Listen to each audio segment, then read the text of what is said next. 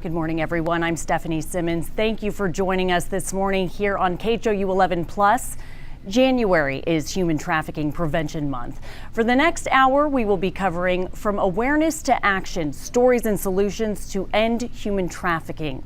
We have some incredible people working in our community on this issue here with us this morning. Joining us now is Kathy Griffin, the Director of Human Trafficking Victim Services with the Harris County Constable's Office in Precinct 1. Heather Martinez, a trafficking survivor and intake manager for Crosswalk Center, which is an organization working to help people re-enter into society after prison. And Joe Madison from Demand Disruption, which is an organization that works to fight the demand for trafficking by eliminating the motivation for buyers. And Michelle Sachs, the Executive Director of Street Grace Texas, an organization that helps prevent the exploitation of children. Thank you all for being with us. This is a very important conversation we're having this morning. Let's get right into it. Houston said to be one of the worst cities for human trafficking. What can attribute to that? Kathy, please answer that for us. Well, from a few decades, they have contributed that because we're on the I-10 corridor and we're open, no zoning. We have so much land and space, and we have the sexually oriented businesses that just about can pop up anywhere. But I'm seeing the majority of the stuff that I'm working with is coming from social media, out of the strip clubs, and now the massage parlors and that type of thing. In 2024 into 2025, are you seeing an uptick of online solicitation that leads into human trafficking? Yeah, I would take that back even further. 24, 25, I'd go much earlier. In fact, I'd go back to COVID, pre-COVID, and then when everything was supposed to slow down and be quiet and we had essential businesses during COVID, we saw an incredible, almost an exponential growth in illicit massage businesses, these places that are supposed to be closed. Yeah. We track those. As an organization, we know there are nearly 1,400 of them in the state of Texas, and we research each one of those. And I was just in West Texas last week helping them put a strategy together to how to shut down the nearly 50 between Midland and Odessa. And so I bring that up because we have to think about all the factors that Kathy mentioned. We do have male-dominated industry. We do have all these factors that lead toward it being an environment where trafficking can happen and sexually oriented businesses are. But now we have to think about what's that delivery mechanism look like. And social media, adult websites. What a lot of people don't realize is you go on an adult website, you're going to see your video, you're going to see a pop-up for a webcam because they want to take it from you and a video to you and a person, even though you're still not in the room with that person. You've got justification to act out. And then there's always going to be that button you can click on that says meet local ladies, and that will take you to an escort site. And so you go from a video through this sales cycle to an escort site. And then you show up in hotels, massage parlors. It's a flow that a lot of people don't realize that is happening every day in the thousands in terms of solicitation in our city. So that's for buyers, but also for the people, the individuals. The workers. Being trafficked. Yeah. So talk to us about how families can keep their kids safe, because parents really have to worry about this and track their social media and sites that they're visiting, and maybe even people who they're talking with on the internet. We have a problem with families. Yeah, and it's difficult because I think as parents, they're not always as tech savvy as our kids, right? And they don't exactly know what to look for. And these traffickers, or even just those that are recruiting, could be kids that are at school. It could be, people that are around them. So I think there's this big misconception that it's happening in other parts of town, or that it's happening in other countries. But really for parents, it's really difficult because a lot of these conversations are happening in like private messaging, and really any app now has messaging capabilities. Yeah, sure. Like some that you wouldn't necessarily think of. Like I think we just think Snapchat, or we think Instagram. That's what I'm talking about. But so it's not just like text messages anymore. So it's not the easiest thing for parents. So I think just having those conversations early on You know, we always say like a confident child's a protected child. And yeah, and these people are very smart and they're Yes. manipulative, and these poor children are so trusting with adults.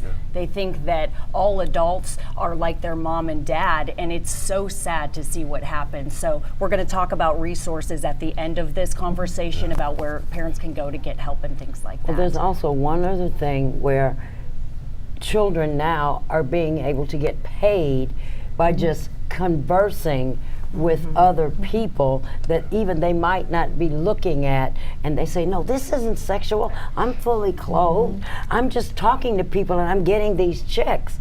But the AI is taking over with that, undressing these individuals. They're starting to make doing stings, and some of these people are getting arrested for first-time prostitution. They're like, but I didn't do anything. So they don't even know that they're getting drawn into some like stuff. a deep fake. Yes. Okay, and then Heather, we haven't heard from you yet. If you wouldn't mind, you know firsthand about situations like this, incredibly terrifying. Can you talk a little bit about, if you feel comfortable, your experience and what you're doing now to help people? Yes, ma'am. So my story started from falling in love. I met a man that I thought was my first love. I thought was who I was going to be with for the rest of my life. And over the course of the next 17 years, he sold me to other individuals. He put me in rooms with people, and it was either you're going to do this or I'm going to put my hands on you and you're still going to do this. And I was young, I was in love, I thought that this was my forever, and so I just thought that he loved me, and if he loved me, he would do that. And so it continued on to that until I prayed my way into prison. I was one of those that I would do anything for anybody, and found myself in prison a second time, which landed me into Kathy's RO Way to Freedom program. And it was in there that I understood what trafficking really was, and realized that this whole time where I was in love with somebody and thought that I was having a family, had children with, that I was actually being trafficked. And so now I spend my life, because not everybody is just snatched up off the street or found in a game or through a text message. It's people who are truly thinking that I found the one, and not understanding what it looks like, and being trafficked for many, many years to the point that they maybe can't get out. And so being able to tell my story and just share where I came from and how I walked through that and where I am now and the healing that's happened can help other women maybe escape from where they're at. And for parents especially listening to this, what was the age difference between yourself and the man who was manipulating you, and how over the course of what amount of time? So we were just a year and a half apart. He was somebody that I found when I moved from a small country town to Austin. He worked where I worked at, and now that I look back on it, I'm not sure what his history was, but I feel like he was grooming me, getting me ready for that. And then it happened for 17 years. It was very much on and off. He wouldn't release me to go to do things. I couldn't even hang out with my family. He would keep me hostage in my apartment. I would have to account for every second of every day, and if I couldn't account for it, then there were consequences to be had. Okay, so you were talking about isolation. Yes, so ma'am. what are the other warning signs people need to look out for if they could possibly be being trafficked? I was 14, and my first was 28, and this person convinced me that they were going to make me into a woman, and I'd never have to worry about anything ever again in life. And so thank God they didn't have social media back in my day, back in the Ice Age. But parents need to understand one thing. If you think, oh, that won't ever happen to my child's in choir, my child's in student council, my child's on the honor society, those are the main ones that are going to be targeted. Why? Because the parents figure, oh, I've raised them right, and they're not going to do this, and they won't curse, and they won't use drugs. And the cartels and drug traffickers and sex traffickers have now even implanted individuals into this society so that they can recruit, be groomed.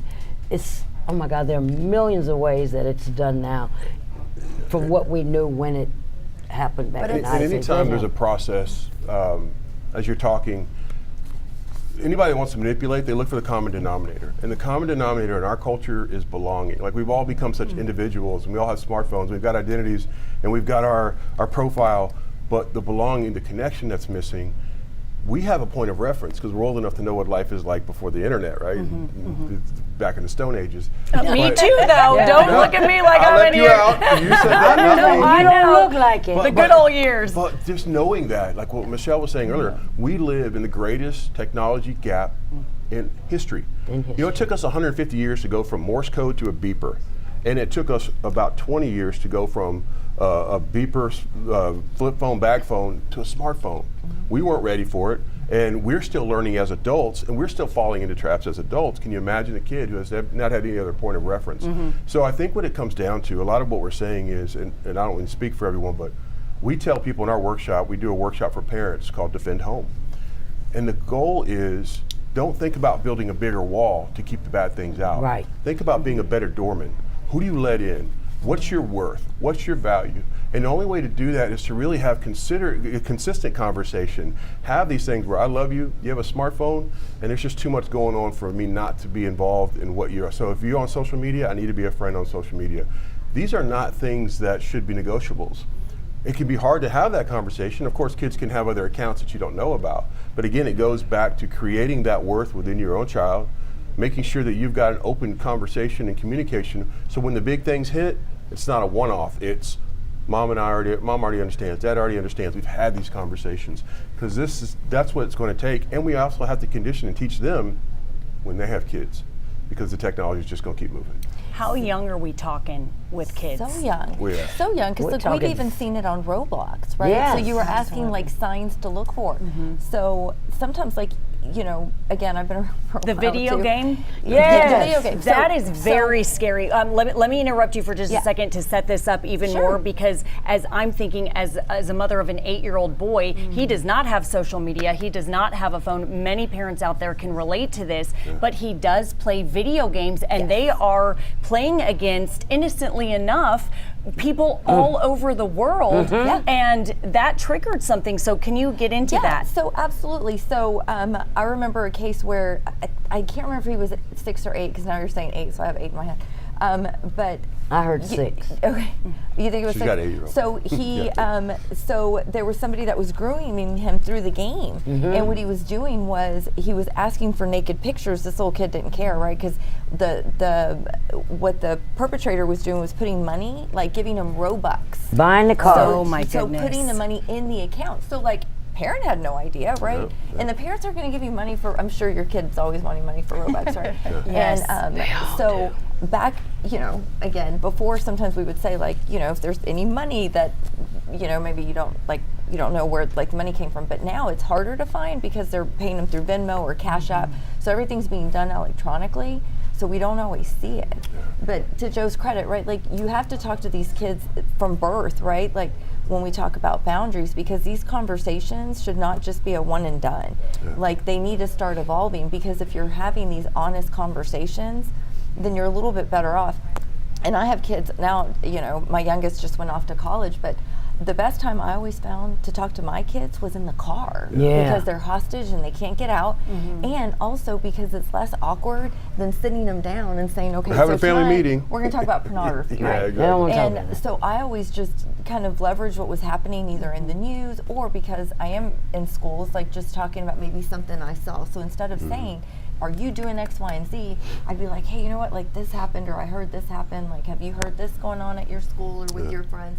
But just opening up that conversation and being that safe space for them, because they need a trusted adult. Yeah. And then be real with the fact that sometimes they may not feel comfortable talking to you, Yeah. so letting them know it's okay if they don't, but they need to talk to an adult and maybe just identify some people. But Can I just add to that? Because Yeah, that's so absolutely. crucial. One of the things that we teach in our workshop is something we call the empathy story model.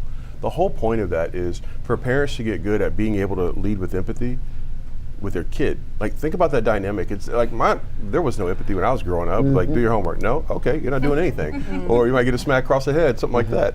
But when we are able to tell a story to our kid that has some empathy, something like we teach people, the first thing you can say if you don't know what to say to your kid is, have your smartphone in your hand and say, I can't imagine what it's like for you to grow up with this. I probably would have destroyed myself if I had this. That's not what they're used to hearing from mom and dad.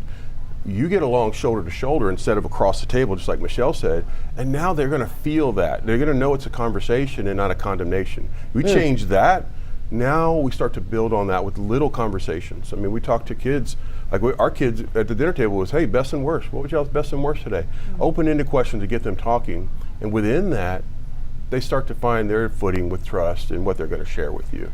Well, and one thing I found too when talking to teenagers is that, like, we're trying to help them navigate this, right? But then you have parents that aren't maybe necessarily setting the best example because they have their phones at the table, or they're taking, you know, inappropriate pictures and sending Parents them. need to look at one thing.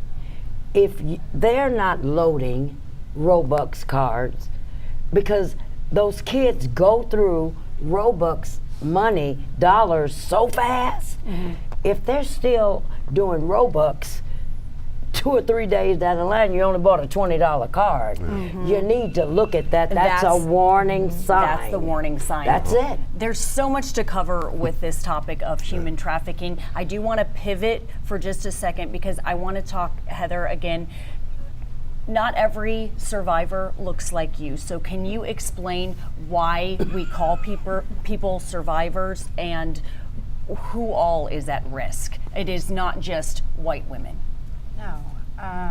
So survivors is anyone who's made it out the other side. Boys and girls. Boys and girls. And other. Absolutely, yeah. And others, yes. Absolutely. And so as a survivor, just for me, like I look like this, but my story was very different. But being in Kathy's program, being in Kathy's class on Wednesdays, that even 5 years out of prison, I still show up to because I still need support. I still want to be able to help other people. And meeting these individuals that come into her class, I'm like, wow, there's so many of us. There's so many that are still in the life that are trying to get out and don't know how, but then there's so many that have made it to the other side that are survivors. I'm not just a survivor, I'm an overcomer because I didn't just survive that, I overcame that. And that's what I want people to understand, is that we don't have to be what happened to us. There is help, there is individuals out there that want to love on you, want to help you get to the best version of yourself so that we can help other individuals, even the children. Like I hear, and it breaks my heart to hear these little kids, but I think about like my son who's now 19 when he was a child, and he's in this Call of Duty stuff, but he's speaking to individuals. They're in these little chats and speaking to individuals, and it's like they're starting so young, but it has to do with conversations that parents are having. You have to have that uncomfortable conversation, because when I tried to tell my mom, and as an adult, that it was going on, it's not something that she wanted to talk about because it's uncomfortable. But if you're not having the uncomfortable conversation, then how do your children even know what's really going on, even as teenagers? Right. If you're not talking to me about this is what this looks like, or hey, what's going on with you, you just kind of let me go off, then I don't know that what's happening is a bad thing. And then it continues to happen and continues to happen. And thank God for me that he plucked me up and put me in prison. Because it saved my life and allowed me an opportunity to go out and be a lesson. Absolutely. And I know another part, perhaps the darkest chapter of this conversation, is also very uncomfortable. We don't want to instill fear in people, we want to educate, but people don't know what happens to these people who are trafficked. What is their life like? What are we dealing with here? What are they being asked to do? At this point in life, anything you could not even imagine or think of to what you can think of. Anything that seems so absurd when you have individuals out there that call themselves kinkologists. And what does that even mean? That means they deal with things that are darkest, forbidden sexual pleasures, and they counsel individuals on how deep and how dark to go and how humiliating other people and getting pleasure from seeing other people's pain is okay, to people actually falling victim to something that looked like they were going to get cotton candy and ended up getting poison. It goes from one extreme to the other, and the scary part about this is there are so many people that are implanted in the midst of what we do that you don't know until you know that somebody is in my prison program, maybe, that got in the program, that they're still being controlled on the phone, because now, when I was in prison, you might get a phone call once every 90 days if you had good behavior and you could afford to pay for it. Now everybody has iPads and they talk on the phone all day long to people, and they oh my God, so some people are being controlled while in prison to recruit others.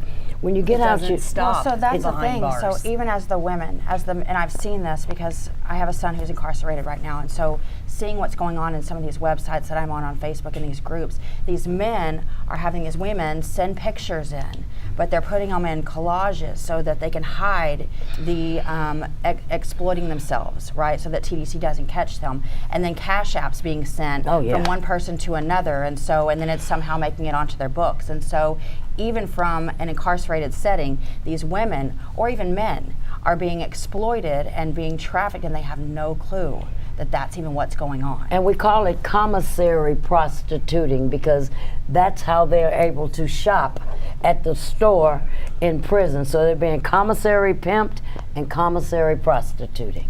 It's crazy. So with our kids, what we're seeing too, inappropriate pictures, right? It could be something they sent. It could have been an innocent picture that somebody manipulated and made into an inappropriate picture. And we also have like generative AI.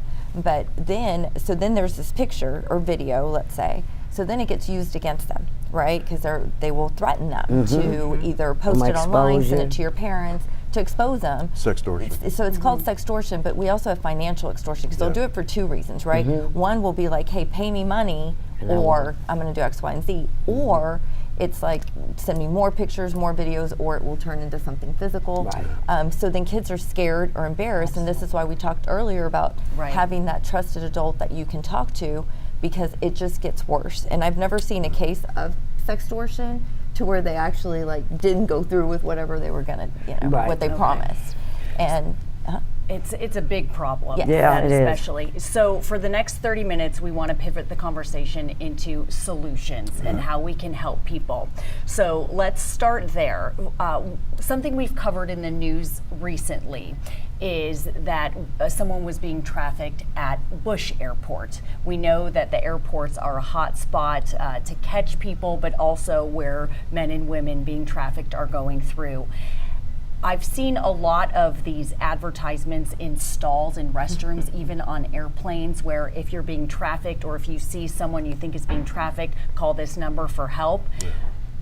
Is that a solution? Has that been working? It's noticeable, and I was on the front end because I've been an airline ambassador that was on the beginning end of that campaign about us traveling the world and getting that done, and Polaris Group, but what is important that people need to understand to retract that individual victim out of human trafficking, once you get them out, it takes practice to unlearn things that have been programmed in you. And a lot of people say, oh, you're rescued now, you're safe. No, not necessarily. It could take years to undo what has been done. Like Heather was saying, I still come back after 5 years. I've got people that have been coming back for over 20 years because every day individuals who were victimized it's just like AANACA, all of the A's and all of that. You have to practice, and you start from zero every day you wake up, because you cannot unlearn or unsee it's trauma. Yeah, but you don't have to hurt as bad anymore. But You have to It's practice. a practice. It's a practice. Okay. And that's specifically And that's what what your I do. organization That's does. what I do. Can you talk briefly about how you help survivors? Each individual experiences trauma in their own identifiable way. No two people feel pain exactly alike. So what didn't bother you might totally freak the next person out. And there's not a cookie cutter wellness treatment plan to blanket across individuals, because everybody experienced their own thing, and a lot of things they have taught themselves to lie to themselves. This really didn't happen. So once or if they were forced to be drugged or drugged, it takes time for the brain to even readjust to not having these drugs and chemicals in your system. So some things that you thought might have been true might have not been true. Some things that you covered up and lied, they will uncover, and it takes time to understand how to fall into acceptance of where you are in that part of your recovery, and you got to be dedicated to it.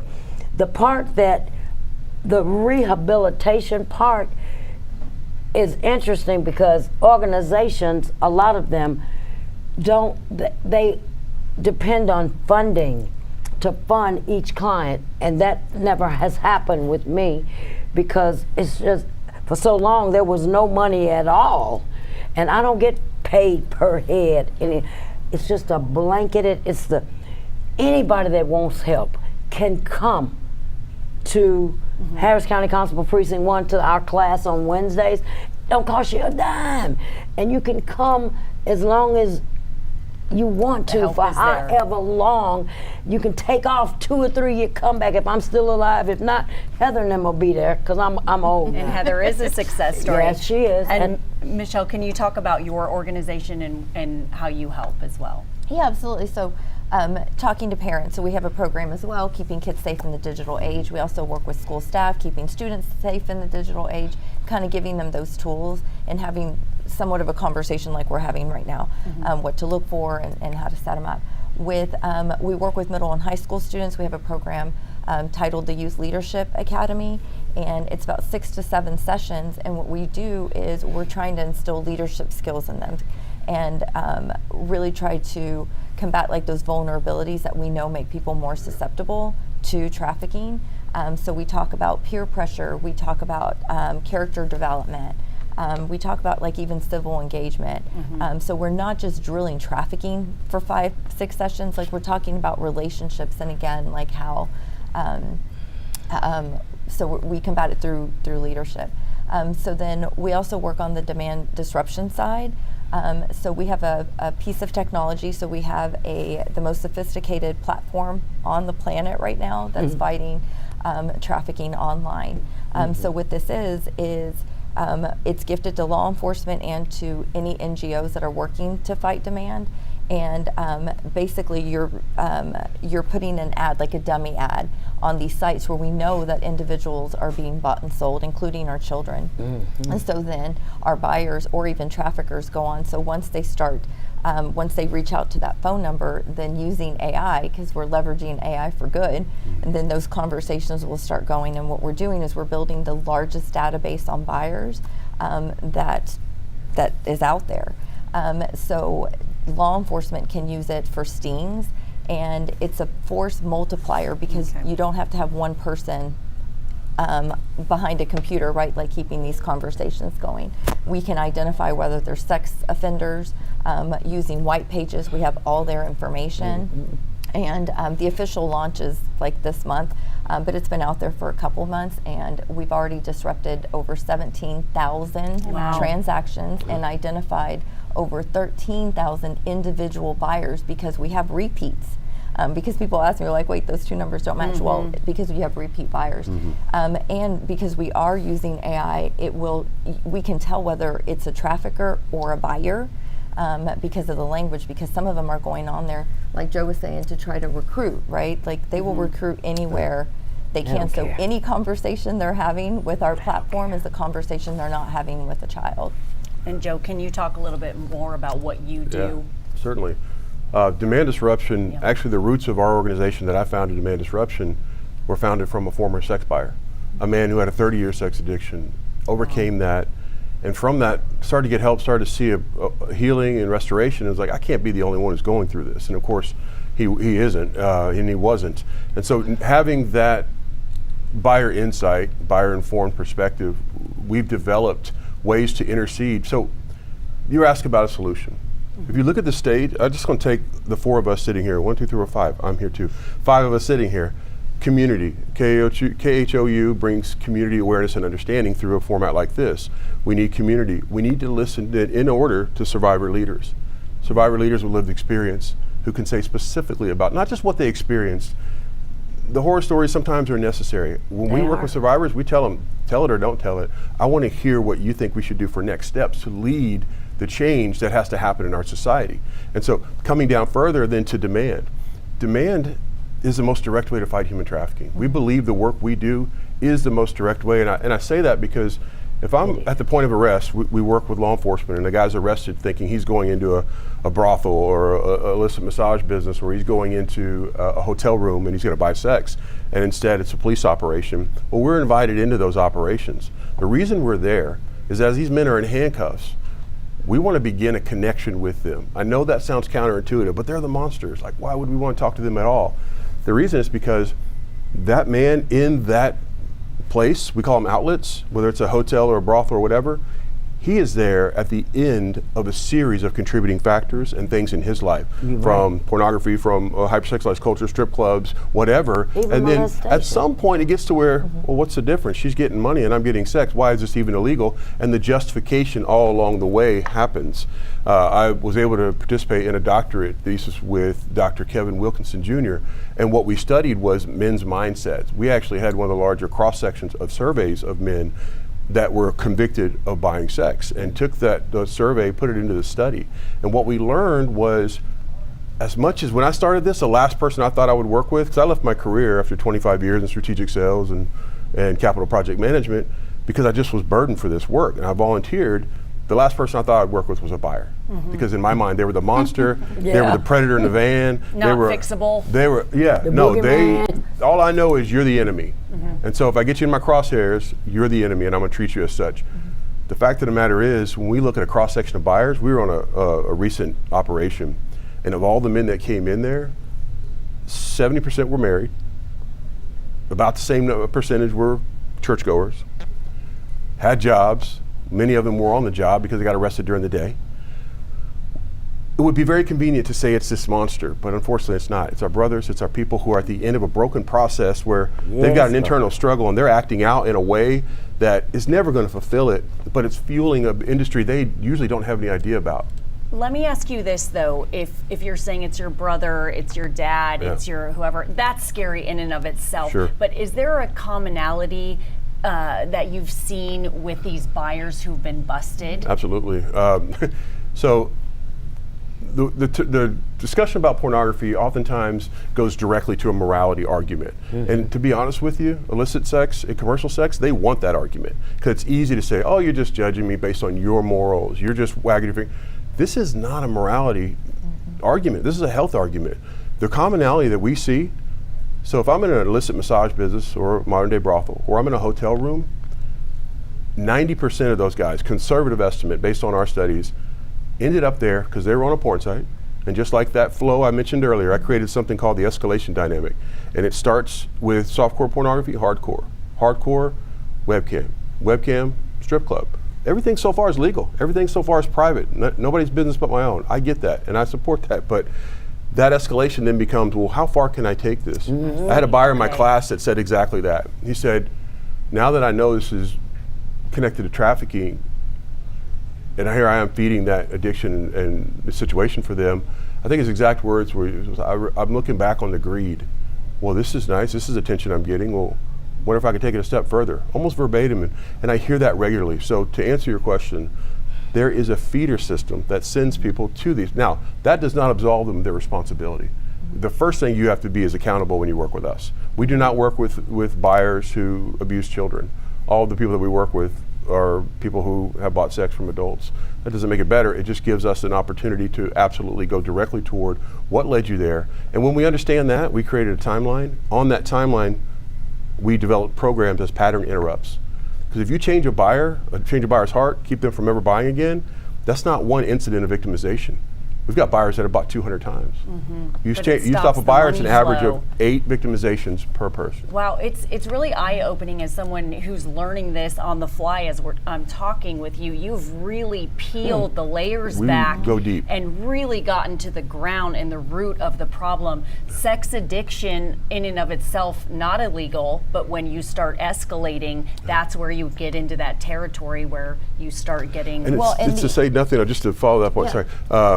A few years ago, the mayor's office on human trafficking added human trafficking and domestic violence. And I applauded that because we're talking about illegality, we're talking about buying sex. But on that timeline, from first exposure to pornography to right on up the line, teen dating is influenced by the aggressive, violent things they see in pornography. And again, not a morality issue. It changes the brain. There's a conditioning that happens.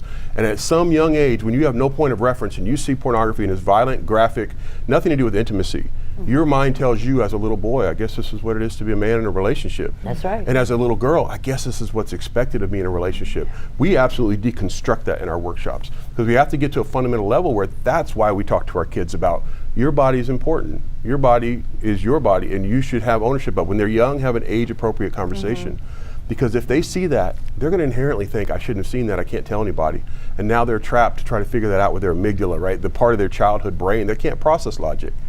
And now they're in a relationship and they're acting out. We're back to that acting out behavior, back to that health language. They're acting out violence, choking, whatever, in a sexual relationship with somebody and they're 15, 16 years old. But she likes it. And she has to think that she does to and be they think without asking because That's that what face-to-face Exactly right. contact is going away as we have more screens in front of us and they don't ask the woman or the man, That's right. do you like this? Is this what you want? They think that's what you want and it escalates into big Well, problems. so It's important also for y'all, for them. Yeah. And oh my God, what they do is so important to the domestic violence organizations need to understand that this is all, I mean, like siblings. I used to say first cousins, but it's closer than that because what he just said and what she does connects into why these individuals are thinking it's okay to be have this domestic violence, even verbally, physically, all of that.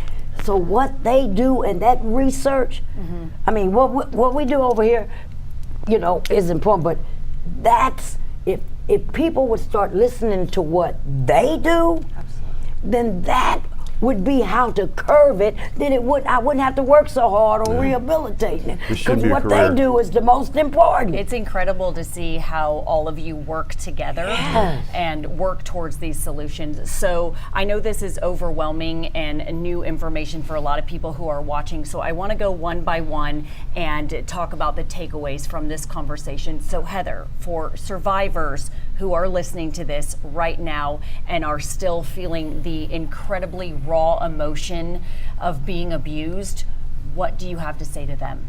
So I would tell you that you are not what's happened to you. You are worth more. There are people who have been exactly where you've been that are here, and you just have to reach out when you see that person, and it can be scary as someone who's trying to escape that, to wonder if you can really get saved, if somebody can really rescue you and keep you safe, but I promise you it's possible. And so just take that step, make that phone call, flag that person down. And if I come in contact with you, I will do everything in my power to help you. All right, and Kathy, Heather was in your program. What do you have to say for others who would like to enter? You don't have to be afraid. Whatever it is that you don't want God or the devil to know, we can discuss it. And it's going to take practice. It doesn't cost you a dime. Just 2 or 3 hours of your time once a week at 1302 Preston Street on the 2nd floor, helping others excel class.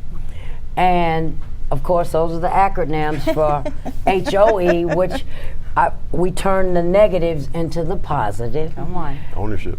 And it's okay, it doesn't matter if you're spiritual, if you're not, it doesn't matter. It's about healing, understanding that you're going to be practicing this recovery for the rest of your life. Stop putting a date. Well, in 30 days, my child's going to be okay. 60 days. We start over every day, but there's help.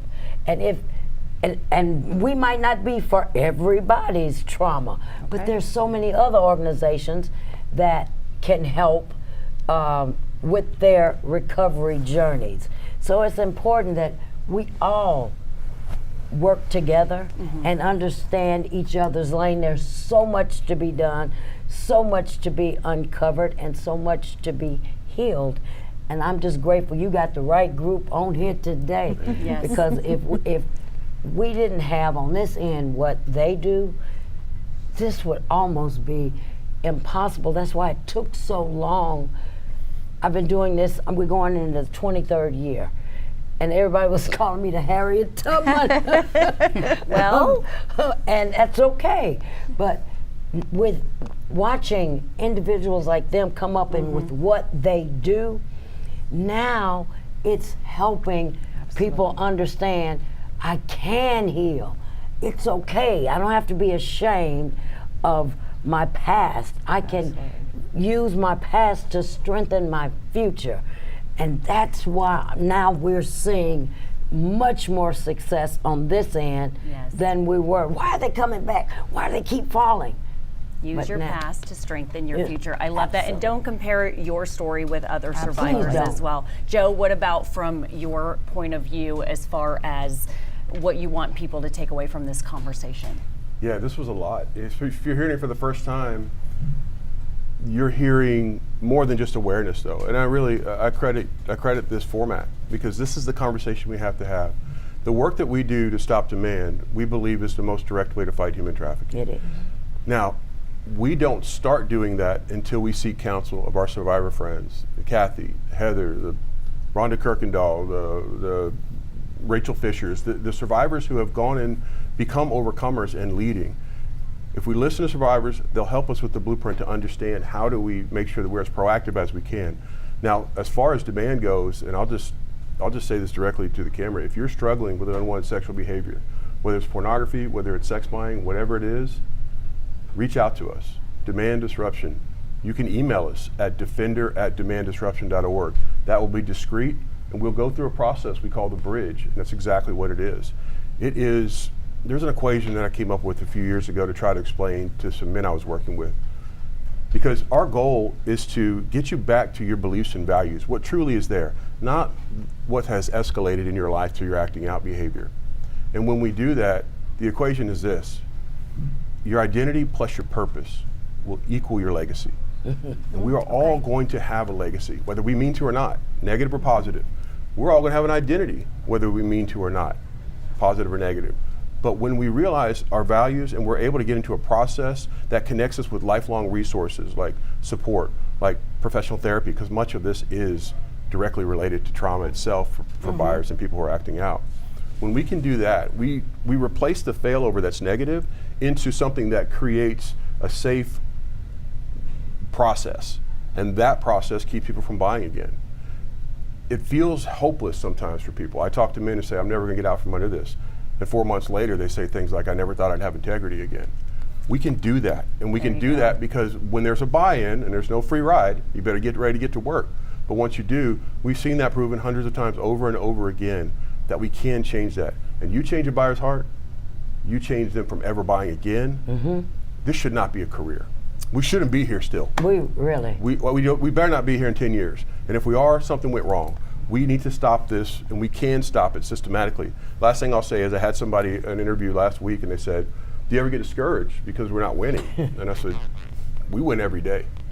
We win every day when we shut up for a minute and listen, not so it's our turn to talk, but so it's our turn to learn from people who've been there, and then take that and apply it to the work we do. And we win every day when a guy stops buying, because that's multiple victimization. We win when we're in front of a group of parents who don't know what to do, and they're thinking, what filter is going to fix this? What can I put on the phone? When we tell them, it's not that, it's you. You're in that child's life, and you're going to be the game changer, and help them work through that, we win then. And we've got to remember this is winnable. A lot of today was big and heavy. No, we can win this. In fact, we are winning. And for people who are hearing about this for the first time, I love hearing that buyers are becoming part of the solution. You know, there is a chance to change. Yes. Michelle, final thoughts from you, and specifically about the AI, because this is something that's really been important, especially in the past few years. Yeah, absolutely. So, you know, to buyers out there or perpetrators, we're pulling that veil of anonymity, right? The internet is no longer a safe place for them to hide. And you know, for parents, just starting those conversations and calling one of us, right? Like most of our organizations have programs. Find out if the schools have programs. Any type of gathering that you have, your faith-based communities. Start those conversations, but with your kids, more importantly, start early. I know we talked about pornography, and one thing I wanted to mention about that is that kids aren't necessarily looking for it. They're getting exposed to it earlier and earlier. They can just be playing a game or on YouTube, and it's just there. So if we're not having those conversations with our kids, they're going to learn it from somebody else. And being that safe place for them. If you are going to review and go through what's on their phone, pick your battles. You know, look, they cuss. They say inappropriate stuff, right? We did And too. they twerk. Right, that too. Then there's that. I'm not ready It's for a that. whole other conversation, Kathy. But just know that they're doing that. And because if you're going to get after them for all the little things, then you're not going to be that safe person for them. We kind of talked about it a little bit, but even consent, what does that look like? And you don't have to make it weird. You know, just making sure somebody's comfortable, but having those conversations about what consent looks like. And as they get older, it's not about taking things away, it's about starting conversations. So if they're watching a movie or a show and we do see that violence, we do see that like teen dating violence or just anything, use it as a springboard to talk about, you know, why is this healthy, why is it not? And we talk about pornography quite a bit, but you know, even romance novels give us a very unhealthy sense of what relationships are going to be like. So I feel like we romanticize a lot of times the things that we see.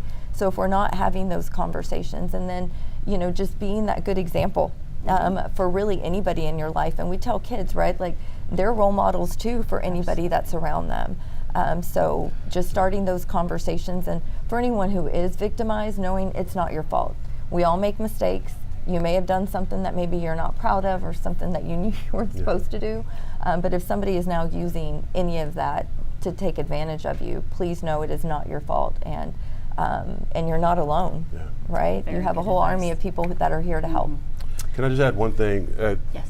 This is Human Trafficking Awareness Month.